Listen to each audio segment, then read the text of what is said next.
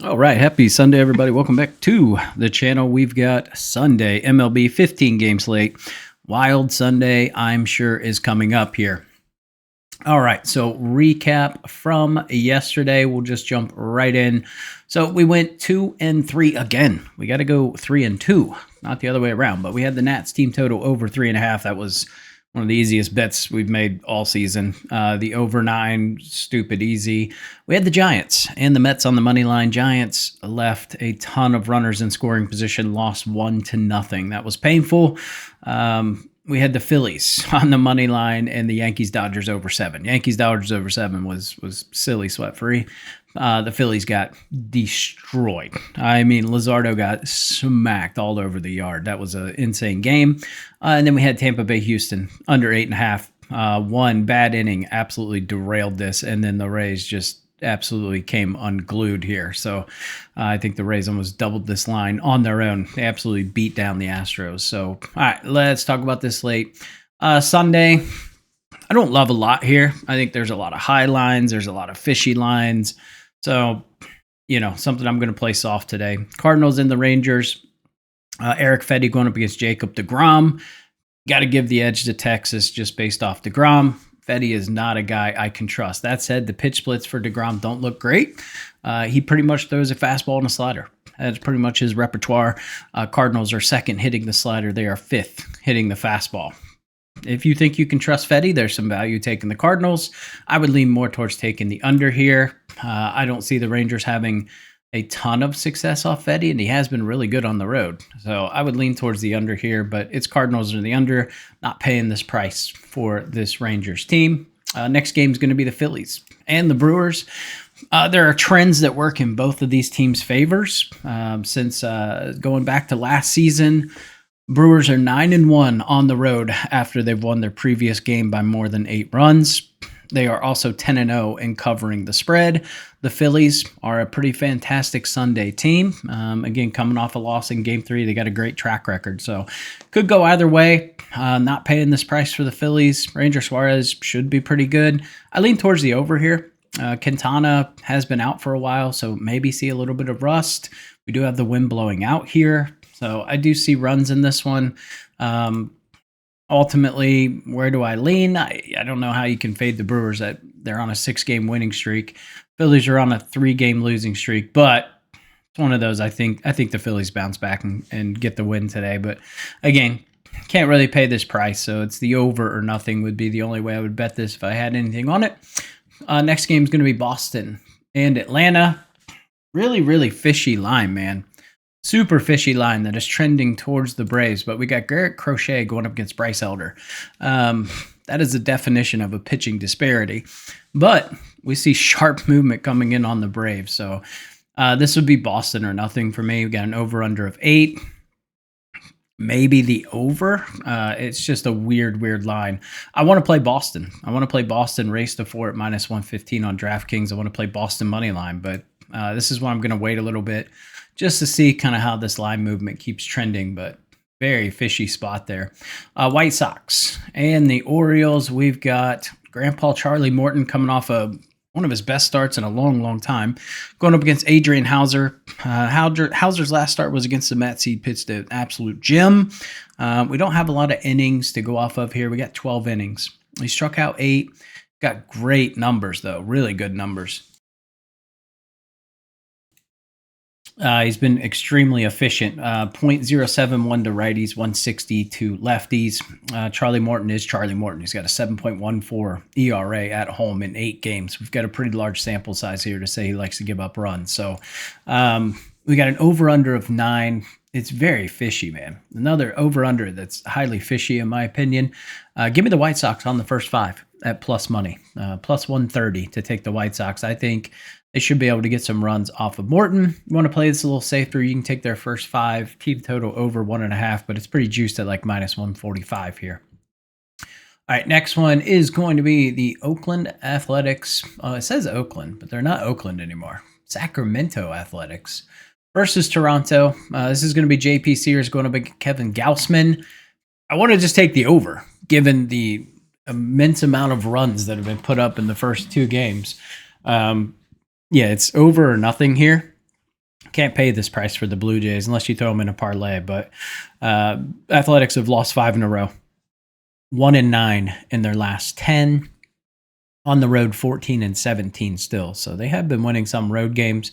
Blue Jays 19-12 at home on a 4-game winning streak. So this would be over or nothing for me here. Angels and the Guardians. So this is going to be Jack Kochanowicz going up against Gavin Williams. I don't mind runs in this one. I think Williams should be giving up some runs.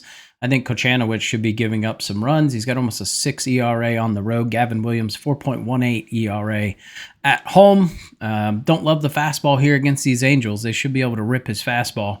But everything else, he should find some success.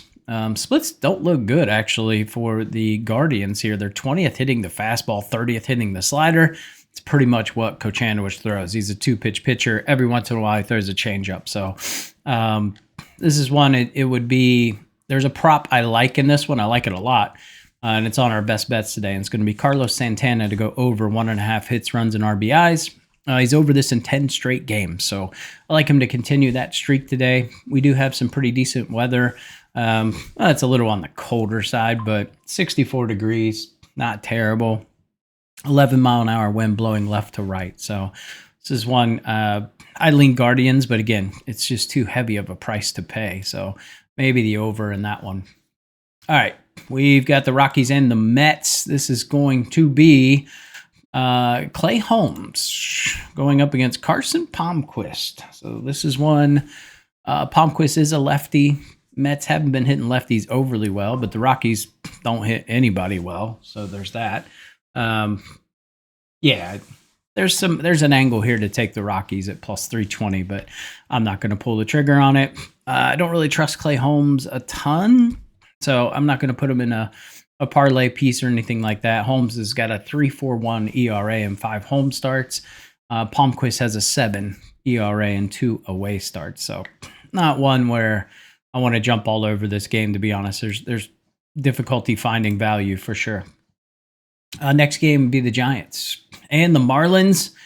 Those fish. Ryan Weathers going up against Hayden Birdsong. Weathers been really good on the season. He's got a 1.15 ERA to start the year, 1.75 opponent average. He's got a 1.80 ERA and 1 home start. We look at Hayden Birdsong. He's got like almost a 5 ERA. Yeah, it's the under or Marlins would be the way I would play this. Maybe first 5, just back Weathers here. But Giants against lefties, they've been pretty atrocious over the last couple of weeks. They've been really, really bad. So can't really get behind them absolutely stomping Weathers. And it's a righty going against the Marlins, which they hit righties pretty well. Birdsong's just not a guy I personally trust. He's okay. He's got a 2.48 ERA, so that's good. But he's got an expected ERA of almost 4. So can't really get behind the Giants in this spot. Next game is going to be the Rays and the Astros. This is going to be, let's see, Taj Bradley and Hunter Brown, I do believe. Yeah.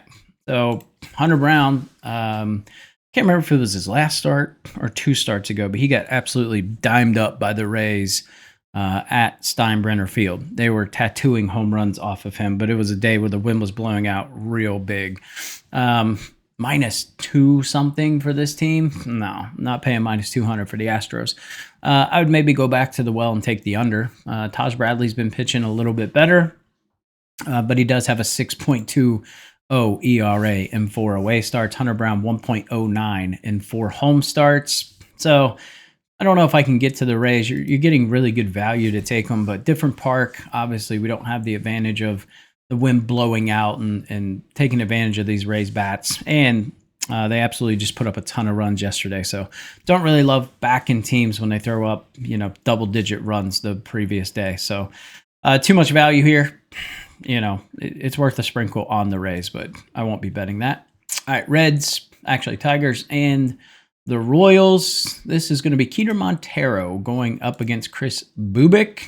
This is one, I said it yesterday. I had this weird feeling the Royals were going to win. I said it yesterday's video. They ended up winning 1-0. So the under was really sweat-free. We got an over-under of 8 today. I lean towards the under. I don't think that the Tigers smack Bubik around too much. But it's going to be 84 degrees. There's going to be a slight wind blowing in. It's like 3 miles an hour blowing in. Keter Montero, not really a guy I want to trust, though. He's got a 5.30 ERA on the road. He's got a 4.54 ERA overall. But Bubic, one of the better pitchers in baseball right now, 1.45 ERA. But he does have an expected ERA of 2.82, but he's been solid at home this year. 1.40 ERA and 4 home starts. Tigers bats have actually been a little better against lefties than righties. So this is one, I need more value than 124. So I would go with the Royals at minus 148 here, or whatever you can get it at, minus 145 on Caesars. Next game is going to be the Reds and the Cubs. Interesting game yesterday. That under 7.5 was sweat free. No team really had. I think each team had a chance to score, but the weather, it was just one of those throw fastballs down the middle and let them hit it in the air, and it wasn't going out. Crazy windy day there. We'll pretty much get the same thing today, but it's going to be warmer, a little lighter breeze, but it's going to be hard to put balls out of the yard, which I think works in Jameson Taillon's favor because he is averaging 2.14 home runs per 9 innings. He is a fly ball pitcher. Nick Martinez is a fly ball pitcher. Similar numbers here for both of them. It's pretty much the same pitcher. But Nick Martinez on the road hasn't been great. He's got a 4.11 ERA. You could play the bounce back factor. I think if we let this kind of sit a little bit, you might be able to get the Reds closer to plus 150. But I don't know if I can get behind that. I would be behind the under 7.5 again, just with the wind blowing in again. But Jameson Taillon's not a guy I trust. Nick Martinez isn't a guy I trust. So, yeah, pukey kind of game here with the wind. I wish the weather was blowing out. It would be a pretty easy over there. All right, next game, Nats and the Diamondbacks. Corbin Burns going up against Mitchell Parker. So, pitching advantage towards the D-backs for sure. But Burns faced this Nats team on April 6th. Went 5 innings. He gave up 7 hits, and they got 4 off of him. This team's on fire. 7-3 in their last 10. They're on a 4-game winning streak. Diamondbacks have lost 4 straight. They're 1-9 in their last 10, and they're minus 245 favorites today. I get Corbin Burns is pitching, but you still got that bullpen behind him. So I'm just going to run the exact same bets back as yesterday. Give me the Nats team total over 3.5 and give me the full game over. So they should get to Parker. I think the Nats will get to Burns. So Burns has been pitching really well over the last 30 days, but I still think that the Nats team is just hot as hell. And even if they can only get 1 or 2 off of Corbin Burns, if they can knock him out by the 6th inning, they get a pretty delicious bullpen to go to town on. So that's where I'm at with that game. Next one, Twins and the Mariners. This has been a crazy game. This is all about the back ends of the bullpens blowing games. That's pretty much what's described this series so far. Chris Paddock going up against Luis Castillo. Mariners won yesterday. Nice comeback win. Day before it was the Twins coming back on the Mariners.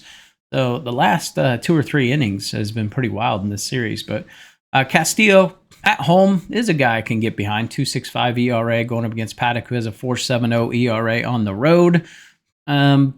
We got an over-under of 7.5. I would lean towards the over with these 2 pitchers. So it's the Mariners or the over in that one for me. Next one's going to be the Pirates and the Padres. I said it yesterday. I think the Pirates were the play, and they ended up winning 5-0. So it really doesn't change my mind today. You got another serviceable lefty on the mound who's been pitching okay. On the road, he's actually been pretty comparable to at home. And then you've got Randy Vasquez, who's pitched well at home, but he's still Randy Vasquez. It looked terrible in his last start. He got absolutely rocked by the Fish at home, gave up, 4 or 5 runs right off the bat. Luckily, he got bailed out because Ronnie Simmons made 3 errors for the Fish, and then he got sent down to the minors, but probably would have been an L for Vasquez. Same as yesterday. We're getting a hell of a lot better value to take the Padres at home today, but I can't get behind Randy Vasquez. So this would be Pirates first 5 or nothing for me in this one. And then last game is going to be the Yankees and the Dodgers. Runs have not disappointed in this series. I did not expect Will Warren to get beat up as bad as he did in that first inning yesterday. Pretty wild game. I know the Yankees were throwing position players in there at the end. But we got Ryan Yarbrough versus Yoshinobu Yamamoto. I can't really get to the Yankees, but you're getting a nice price. And Yarbrough's been pitching really well. He's been striking people out, which is crazy because this guy doesn't really touch 90s all that often. But he's got really good junk. So I do think he's able to keep this Dodgers team off balance. But do I think that the Yankees are going to get to Yamamoto? Probably not. Wind's going to be blowing out, which is really tricky because I would lean more towards taking the under in this one. But again, I'm not going to bet this game whatsoever, but I will watch it. Sunday Night Baseball typically favors the under. They are very boring games, to be honest with you, but the under hits a hell of a lot more than the over. But man, after what we just saw in the first two series, really hard not to take the over. Yankees could get to Yamamoto for sure. He's an interesting pitcher. But yeah, in terms of the weather, 79 degrees, 9-mile-an-hour wind's going to be blowing out. So really nothing I can get to in this one. Just a good baseball game. Do I think the Dodgers win? Most likely. I'd say it's highly probable. But the Yankees are still in it. Can't count them out. So let's get into our best bets. Get you guys on your way. Like I said, we're just going to recirculate two bets from yesterday that I think really have a great chance of hitting, and we're getting better odds today. Nats team total over 3.5. Nats D-backs over 9. We're going to take the White Sox on the first 5. I just think they have a pitching advantage between Hauser and Morton. They just got to hit the ball, but it's Sunday, so if we're going to back the White Sox, it's probably only going to be on a getaway day. And then Carlos Santana over 1.5 hits, runs, and RBIs. Like I said, he's over this in 10 straight games. And he gets Kochanowicz, who doesn't strike out guys. He's going to let him put the ball in play, and we got okay weather here. So those are my 4 best bets. Appreciate you guys tuning in to the channel, and I'll catch you in the next video.